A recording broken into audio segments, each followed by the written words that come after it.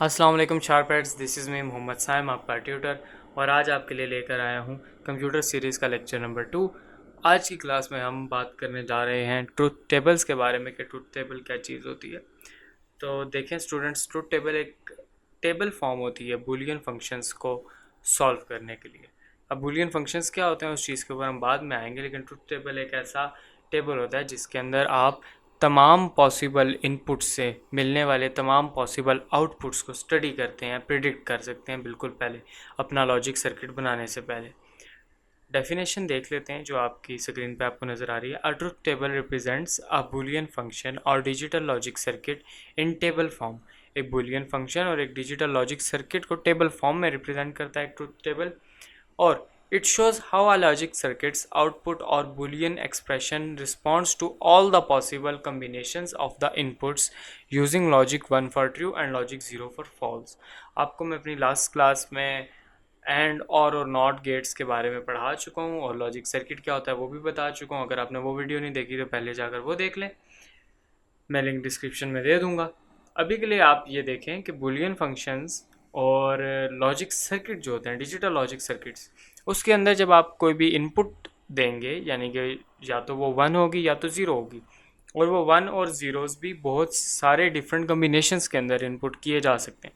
तो उससे मिलने वाला जो आउटपुट होगा वो कैसा होगा, इस चीज़ को पहले से प्रिडिक्ट करने के लिए और इनपुट के तमाम पॉसिबल कम्बिनेशंस को टेस्ट करने के लिए हम यूज़ करते हैं ट्रुथ टेबल का। ठीक है, अब ट्रुथ टेबल की कुछ प्रॉपर्टीज़ हम पढ़ लेते हैं। आपके स्क्रीन पे आ गई ट्रुथ टेबल की properties. It has the following properties. अब देखें ट्रुथ टेबल जो है ज़ाहिर सी बात है उसकी रोज़ होती हैं, कॉलम्स होते हैं। ठीक है, it shows relationship between inputs and outputs from a Boolean function और digital logic circuit.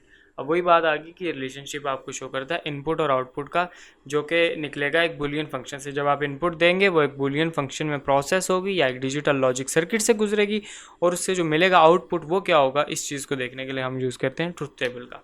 It shows output for all the possible combinations of inputs using 0 for low and 1 for high. I hope आपको समझ आ चुकी होगी।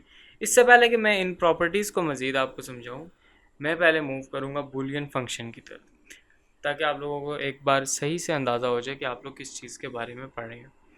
देखिए students, Boolean function क्या होता है। A Boolean function is a mathematical expression that takes one or more binary inputs, zeros or 1, and produces a single binary output 0 और 1।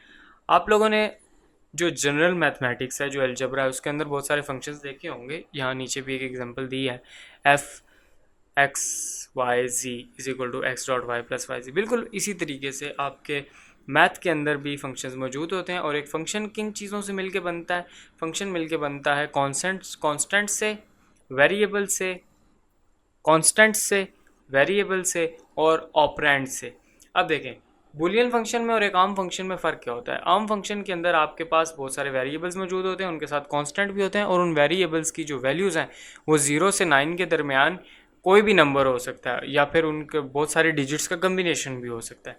लेकिन बूलियन फंक्शन में आपके पास लिमिटेशन है कि आपने बाइनरी लैंग्वेज यूज़ करनी है। तो बूलियन फंक्शन के अंदर आपके पास जो इनपुट होगी, जो वेरिएबल की वैल्यू होंगी, वो सिर्फ 0 और 1 के दरमियान में वेरिएट करेंगी, और आपके पास कांस्टेंट्स नहीं होते हैं वेरिएबल्स के साथ। तीसरी चीज़, आपके पास सिर्फ और सिर्फ 3 ऑपरेंड्स मौजूद हैं, एंड जिसको आप मैथमेटिक्स की ज़ुबान में मल्टीप्लाई कहते हैं, और जिसको आप मैथमेटिक्स की ज़ुबान में एडिशन कहते हैं, प्लस कहते हैं, सम कहते हैं, और नॉट जिसको मैथमेटिक्स की ज़ुबान में कॉन्जुगेट कहा जाता है। लेकिन यहाँ पर इसका नॉट का जो यूज़ है वो सिर्फ आपके इनपुट या फिर आपके आउटपुट को इन्वर्ट करने के लिए होता है। इसी के साथ अभी आपको एग्जांपल दिखाते हैं कि एफ फंक्शन है आपके पास, जिसके अंदर एक्स वाई और जी ये 3 वेरिएबल्स इन्वॉल्व हैं, और वो कैसे एक दूसरे के साथ इन्वॉल्व हैं, एक्स एंड वाई और वाई एंड जी। अब डॉट लिखा हो या ना भी लिखा हो तो उसका मतलब ये है कि यहाँ पर एंड गेट यूज़ हुआ है। ठीक है, आई होप आपको ये समझ आ चुका होगा। अब हम चलते हैं बिल्डिंग ब्लॉक्स ऑपरेटर्स की तरफ। अब ऑपरेटर्स क्या चीज़ होती हैं ये मैं आपको पहले से बता चुका हूँ। आपके पास ये वाले 3 ऑपरेटर्स मौजूद हैं। अब इनको रिप्रेजेंट कैसे किया जाता है। नॉट ऑपरेटर को जब भी फंक्शन के अंदर यूज़ किया जाएगा तो या तो एक्स के या वाई किसी भी वेरिएबल को इस तरीके से बाहर से रिप्रेजेंट किया जाएगा, या फिर एक्स के साथ इस तरह की एक डैश आ जाएगी। एंड ऑपरेटर को इस तरीके से लिखा जाता है एक्स डॉट वाई, या फिर एक्स वाई बिल्कुल साथ में आ जाएगा, और ऑपरेटर को इस तरीके से यूज़ किया जाता है।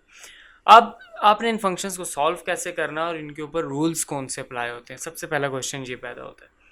तो याद रखिएगा बूलियन फंक्शंस में भी बिल्कुल सेम अलजेब्रा वाले रूल्स अप्लाई होते हैं, जैसे कि x plus Y is equal to Y plus X, ये कम्यूटेटिव लॉ है अलजेब्रा का, और बिल्कुल उसी तरीके से X Y is equal to Y X होता है। एसोसिएटिव लॉ भी इसमें एप्लीकेबल होता है और डिस्ट्रीब्यूटिव लॉ भी इसमें एप्लीकेबल होता है। अब हम चलते हैं सिंप्लीफिकेशन मेथड्स की तरफ। आप किसी भी बूलियन फंक्शन को सिंप्लीफाई कैसे कर सकते हैं, तो उसका सबसे पहला अच्छा तरीका Boolean algebra, use the law above.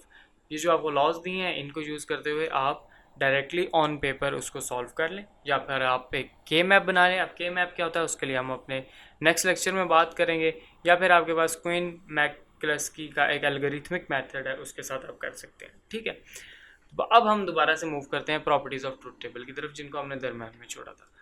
Truth table की एक जो नेक्स्ट प्रॉपर्टी है वो ये है कि all the combinations of inputs are listed in columns on the left, working in the middle, and output is shown in the rightmost column. The input columns are constructed in order of binary counting with the number of bits equal to the number of inputs. For example, f is equal to x dot y dot z bar plus x dot y dot z x bar y. अब इस function को represent करने के लिए, और ये जो सारी मैंने राम कहानी आपको सुनाई है ये क्या लिखा था, इसके लिए अभी हम मूव करते हैं ट्रुथ टेबल की एग्जांपल के ऊपर, और उसमें मैं आपको दिखाता हूँ कि ट्रुथ टेबल असल में दिखता कैसे और वर्क कैसे करता है। जी स्टूडेंट्स, जैसा मैंने आपको अभी अभी प्रॉपर्टीज़ ऑफ ट्रुथ टेबल में पढ़ाया कि inputs are listed in the columns on the left, working in the middle, and output is shown in the right most column. ठीक है, अब आपके पास ये जो एग्जांपल में फंक्शन यहाँ पर गिवन है, बिल्कुल ये फंक्शन हमने यहाँ पर एक ट्रुथ टेबल की फॉर्म में रिप्रेजेंट किया है। उस फंक्शन का हमने ट्रुथ टेबल बनाया है। आपने अभी प्रॉपर्टीज़ में पढ़ा कि लेफ्ट मोस्ट कॉलम्स के अंदर इनपुट होता है, फिर मिडल में वर्किंग होती है, और राइट मोस्ट कॉलम में आउटपुट आ जाता है। आपके पास जो फंक्शन मौजूद है उसके अंदर 3 वेरिएबल्स हैं, और उन 3 वेरिएबल्स के दरमियान में x dot Y dot z bar भी है, फिर आपके पास एक जगह x बार भी मौजूद है, और ये तीनों वेरिएबल्स आपस में x dot Y dot z bar, फिर x dot Y dot z, फिर x बार डॉट y, ये सब आपस में मल्टीप्लाई हो रहे हैं, और फिर ये सब आपस में ऐड भी हो रहे हैं, और ये दोनों मल्टीप्लाई भी हो रहे हैं। ठीक है, अब हम मूव करते हैं आपके ट्रुथ टेबल की तरफ। मान लीजिए कि x की हमने इनपुट्स ली एक सीक्वेंस में, जिसमें हमने फर्स्ट 4 टाइम 0 ऐड किया, और नेक्स्ट 4 टाइम हमने 1 इनपुट किया। फिर y की बारी आई जब हमने 2 दफ़ा 0, फिर 2 दफ़ा 1, फिर 2 दफ़ा 0, फिर 2 दफ़ा 1, फिर z की बार एक 0 एक 1 एक 0 एक 1, इस तरीके से काम किया। फिर हम आ गए x बार पे, क्योंकि हमें आगे जाके x बार की भी ज़रूरत पड़ेगी। तो x बार का सीक्वेंस बिल्कुल इस x के ऑपोजिट होगा, इसको x नॉट पढ़ते हैं। एक्चुअली x 0 था 1 आ गया, x 0 था x नॉट 1 आ गया, x 0 था x नॉट 1 आ गया, बिल्कुल इसी तरीके से। और जहाँ पर x 1 था वहाँ पर x नॉट 0 आ गया। बिल्कुल इसी तरीके से जब हम z नॉट पे जाएंगे तो जहाँ पर z 0 था वहीं पर z नॉट जो है वो 1 होगा, और जहाँ पर z 1 था वहाँ पर z नॉट 0 होगा। अब हम चलते हैं वर्किंग के ऊपर, क्योंकि हमारे पास जो फंक्शंस के अंदर एलिमेंट्स मौजूद हैं हमारे, उनको सेपरेटली हम सॉल्व करेंगे। सबसे पहला जो आपके पास एक एलिमेंट मौजूद है वो है x dot Y dot Z बार।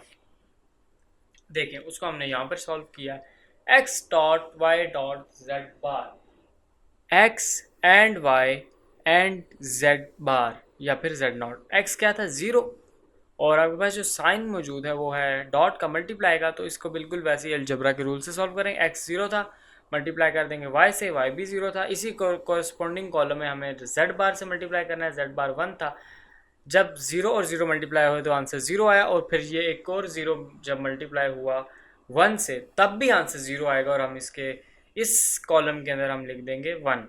इसी तरीके से अब हमें 0 है एक गिवन, फिर नेक्स्ट भी 0 गिवन है, और थर्ड भी 0 गिवन है, तो आंसर ऑटोमेटिकली 0 आ जाएगा। इसी तरीके से जब 0 मल्टीप्लाई होगा 1 से तो आंसर 0 हो जाएगा, फिर वो वाला 0 इन टर्न मल्टीप्लाई जब होगा 1 से फिर भी आंसर 0 आ जाएगा। आपके पास आंसर 1 सिर्फ एक सूरत हाल में आएगा जब आपके पास x भी 1 था, फिर y भी 1 आया, और फिर z बार भी 1 आया, तब आपके पास आउटपुट 1 आएगा। ठीक है, अब नेक्स्ट एलिमेंट आपके पास जो फंक्शन में मौजूद था वो था x dot Y dot z. ठीक, अब हम मूव करते हैं इस तरफ, x dot Y dot z, x को मल्टीप्लाई किया y से 0, और आपके पास जो सिंपल z मौजूद था वो भी 0, आपके पास आंसर आ गया 0। 0 multiply by 0 multiply by 1 answer will be equal to 0। इसी तरीके से 0 multiply by 1 multiply by 0 answer will be 0। आपके पास सिर्फ और सिर्फ आंसर देखिए लास्ट कॉलम में 1 आ रहा है, वो भी तब जब आपके पास तीनों वैल्यूज़ 1 थी, राइट। अब हमारे पास जो लास्ट वर्किंग रह गई है जिस एलिमेंट की, वो ये है X bar dot Y. X bar आपके पास 1 है, वाई आपके पास 0 है, आंसर ऑटोमेटिकली 0 हो गया। एक्स बार आपके पास 1 है, आंसर आपके पास वाई भी 0 है, तो आपके पास आंसर आ गया 0। एक्स बार और वाई दोनों 1 है, आपके पास आंसर 1 आ गया। आई होप आपको ये समझ आ चुकी होगी। अब हम इन तीनों सेपरेट जो हमने एलिमेंट्स के आउटपुट्स निकाले हैं डिफरेंट कम्बिनेशंस ऑफ इनपुट से, उन सब को फंक्शन के अंदर पुट करेंगे, फंक्शन में। सॉरी स्टूडेंट्स, मेरे से मिस्टेक हो गई थी, यहाँ पर ये दोनों एलिमेंट्स मल्टीप्लाई नहीं हो रहे थे बल्कि ऐड हो रहे थे। अब हम इनके आउटपुट्स को देखते हैं। जब हम 0 प्लस 0 प्लस 0 होगा तो आंसर 0 आएगा, फिर इसी तरीके से 0 प्लस 0 प्लस 0 आंसर 0 आएगा, और 0 और 0 और 1। अब मैंने और क्यों बोला है, क्योंकि प्लस का मतलब होता है और, याद रखिएगा। अब 0 प्लस 0 प्लस 1 आंसर 1 आएगा, 2 0 थे और एक 1 भी था, 1 आ गया। आपके पास अगर इन तीनों में से एक का भी आउटपुट 1 मौजूद हुआ तो आपके पूरे फंक्शन का आउटपुट 1 आ जाएगा। इस तरीके से आप लोगों ने ट्रूथ टेबल्स को सॉल्व करना है। आप चाहें तो आप अपनी मर्ज़ी से फंक्शंस बनाकर उनके ऊपर प्रैक्टिस कर सकते हैं। ये एक वेरी इंपॉर्टेंट शॉर्ट क्वेश्चन था। आई होप आपको समझ आ चुकी होगी। किसी भी किस्म का कोई भी क्वेश्चन हो तो आप लोग कमेंट सेक्शन में पूछ सकते हैं। फिर हाजिर होऊंगा किसी न्यू वीडियो के साथ, न्यू टॉपिक के साथ। तब तक के लिए अल्लाह हाफिज़।